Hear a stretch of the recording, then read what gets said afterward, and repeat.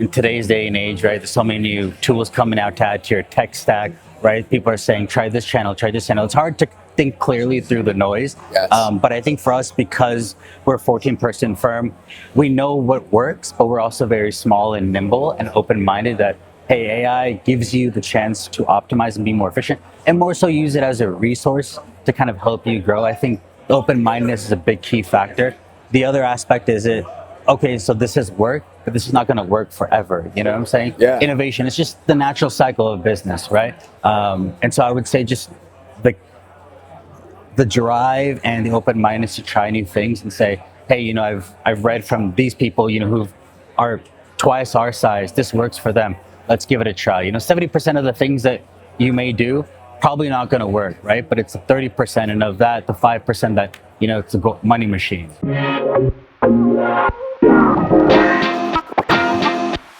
This is the Afternoon Advisor, where we figure out why and how certain advisors are growing so fast it looks like cheating. I'm Nate Hoskin. I'm a certified financial planner practitioner, a digital marketing nerd, and I spend my days building and breaking growth systems in my own businesses and in yours. Today we're joined by Sahil Gupta from Twin Peaks. We are live here in Miami at Future Proof Citywide. You are doing organic growth specifically for this RIA. Tell me a little bit more about that, and most importantly, good afternoon. Thanks for being on here. Yeah, thanks for having me, Nate. So like I mentioned, kind of heading the marketing for an independent RIA, about 600 million assets under management, 14 folks, mainly in California, but serve clients nationwide. And kind of in today's day and age, it's all about growth, right? So especially for us, we're at a point where we're trying to get to that 1 billion mark. We're trying to move up market. It's like, how do we capture more wallet share, but also how do we deliver a value prop to the demographic that we've been catering?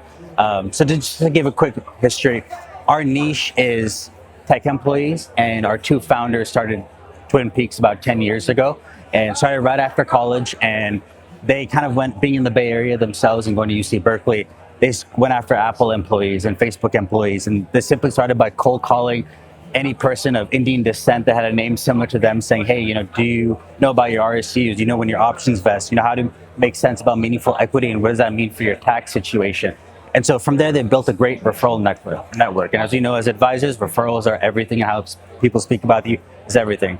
Now, in today's day and age, the digital age, it's all about how many eyeballs can you get in front of. And so for us in the past year and a half, on top of email marketing, sequences, our campaigns, cold calling, the traditional sales tactics per se. Now it's more about, how can we get organic reach through our content? So we've put a lot of money and resources behind creating short form and long form videos on specific topics that are relevant to these tech employees, as well as trying to figure out, in the market conditions that we live in today, what does that mean for you? And hopefully, hey, these guys can provide value to me. That's really what we're trying to get out of it.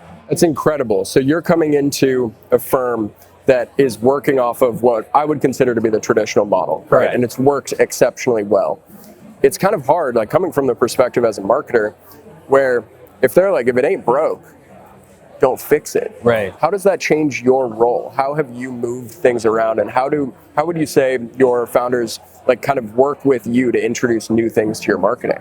It's a great question. And I think in today's day and age, right, there's so many new tools coming out to add to your tech stack, right? People are saying, try this channel, try this channel. It's hard to think clearly through the noise. Yes. But I think for us, because we're a 14-person firm, we know what works, but we're also very small and nimble and open-minded that, hey, AI gives you the chance to optimize and be more efficient, and more so use it as a resource to kind of help you grow. I think open-mindedness is a big key factor.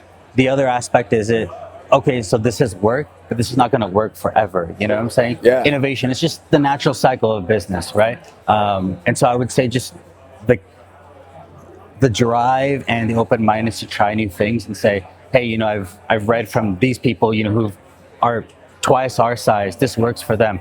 Let's give it a try. 70% of the things that you may do probably not going to work, right? But it's the 30%, and of that, the 5% that it's a money machine. Right, it covers everything else. It allows you to go be inventive and try new things. Exactly. That's amazing. So it sounds like they've been really receptive to say, Absolutely. Okay, let's try new things. Let's go do new stuff. Absolutely. And here, especially being at Future Proof Conference, you're seeing all these demos. People talk about, how I automate our workflows to give more high touch service, because nowadays, even though AI does a lot of the menial tasks behind the scene or the administrative work, the relationships will never be replaced, right? Someone to explain to them, make meaning of what their portfolio looks like, that's never going to be replaced. And so it's on top of that, figuring out how can we communicate that value proposition. And how can you do it at scale, right? That's such a big component of going from 600 to a billion. Like, exactly. There's a lot that's happening there, I'm sure, on the other sides of the business around operations and headcount and other questions that you guys are asking. Right. But your job is to just cut through the noise. Exactly. You're going out and vetting all of these different opportunities from a marketing perspective. Right. So I'm so curious to know, have you found anything that really interests you? I know we talked about video, but let's go beyond that. Anything else on the marketing side that's new that you're like, I'm so excited to start doing this tactic or this system? Yeah, it's so interesting because I went to a talk the other day that was, copywriting in the AI age and how to get through the noise. Because in this day, right, you're trying to figure out what media channel works for you and which media channel is, resourceful enough. The one thing that was really interesting was not only testimonials, like how other people are speaking about you is probably the most important because it provides that social proof.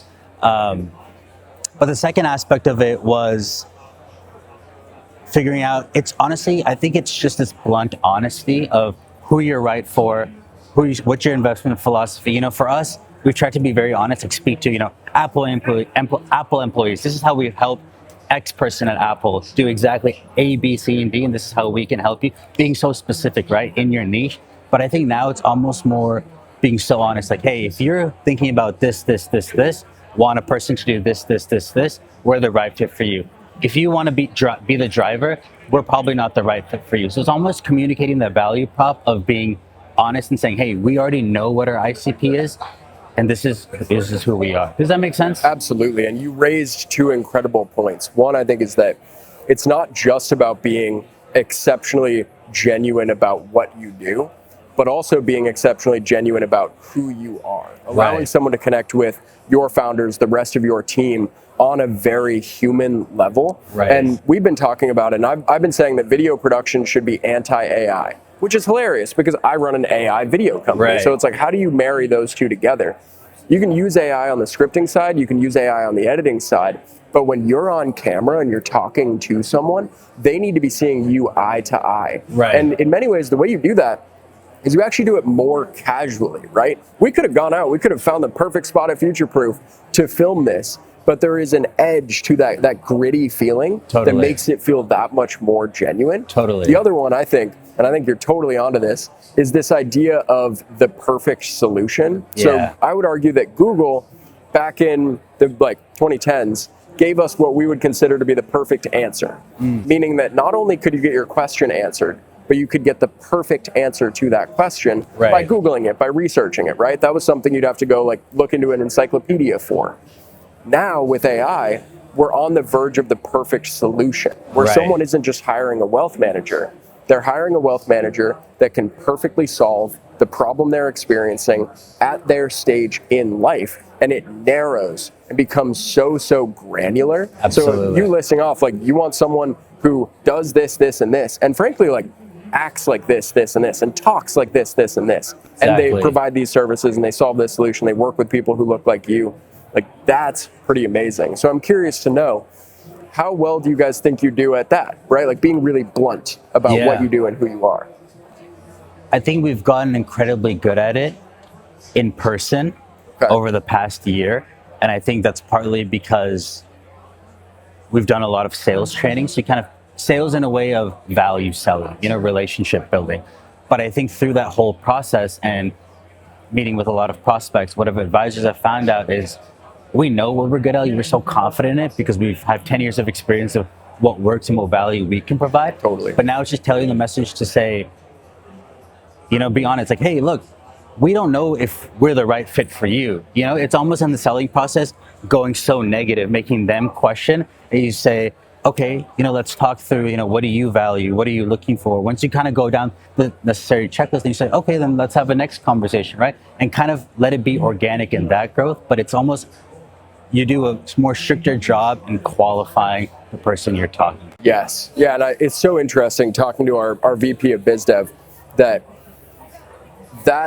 comes across so salesy when you hear it from a sales coach. Yes. Where you're like, you need to qualify the lead, value your time, only work with it's like, no, that's not how this works at all. Right. It comes from this sense of genuine care. Totally. Where if you're not the right fit, I'd prefer to not figure that out 6 months from now. Exactly. When you've had a terrible experience. There's just no point for either Absolutely. of us, right? Opportunity cost. Yeah, and I feel very much the same way in marketing, because you could absolutely run a bunch of paid ads that say retiree on them. Right. You could probably get a lot of leads. You could go sign up for Smart Asset.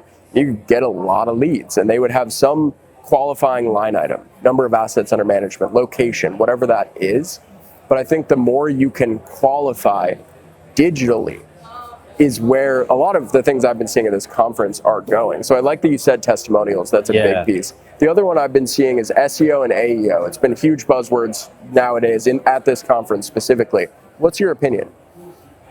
I mean, I think it's something that you've had to optimize. I mean, 10 years ago, when it was Google search engine, We're still right? talking about SEO. It feels like a crazy thing to be talking and it about was like, oh, this big breakthrough. Yeah. But I really feel like with AI and these LLMs, they're only getting smarter, and they're going to be able to discern, what sources to pull from. So I think optimizing your SEO for LLMs is kind of the next shift, which kind of makes sense in the natural progression.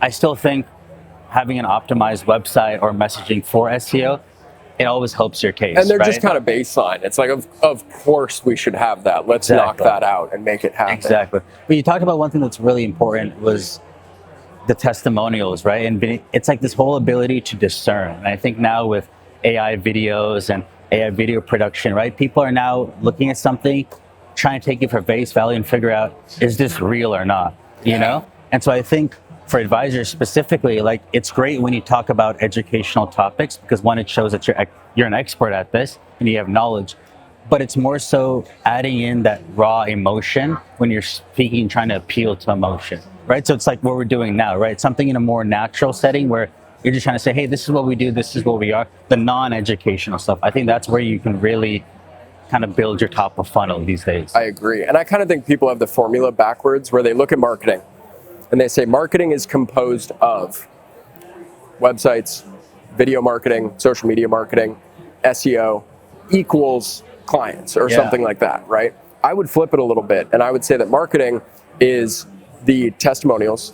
It's the website, absolutely, like having a well-optimized website. It's the video marketing. It's the paid media, like having some media buyer going out and actually doing some broader stuff for you. Yeah. Equals clients plus SEO and AEO, because nothing works better for AI optimization than video, right? Nothing works better for SEO than testimonials. Totally. All of those things kind of result in, rather than saying we're trying to go do SEO. SEO is what happens when you do everything else right. Exactly. And I'll give you a good example of this, kind of between just SEO and video production. And something that we've been inspired by and trying to implement is, one of our founders, he had met another founder of his own wealth firm based out in the Midwest about a year ago.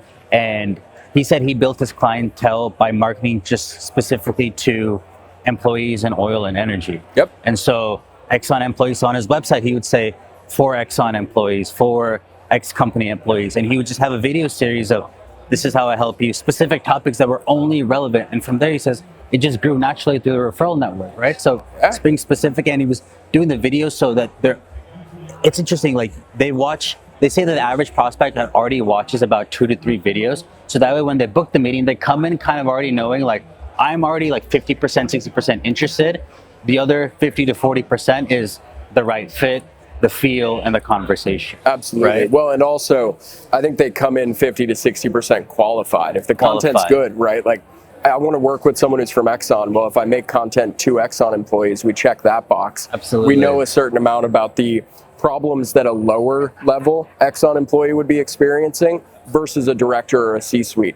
So we can customize our answers and our solutions to those people. And if they're watching that content, they will pre-qualify themselves and buy into the process and be like, I'm pretty sure that I want to do this. Right, exactly. Yeah. I had an experience like that on steroids at this conference, because I met an advisor that is the president of the Ferrari Club in Colorado. Wow. And so he's done the same thing. He picked an unbelievably narrow niche Was it just so he could write off his Ferrari? I don't know. Couldn't tell you. But I think that he did such a good job of picking that niche. And now, after this conversation, we're designing some content around that to say, okay, well, if you have that niche, how do you customize the way you present to them? Right. Such an interesting problem to solve. Yeah. Well, I know you have a call to get to, or a meeting to get to, because we're not doing calls, we're here in person. But thank you so much, Thank Sahil. you, Nate. This was Such a pleasure. pleasure. Absolutely. Appreciate it.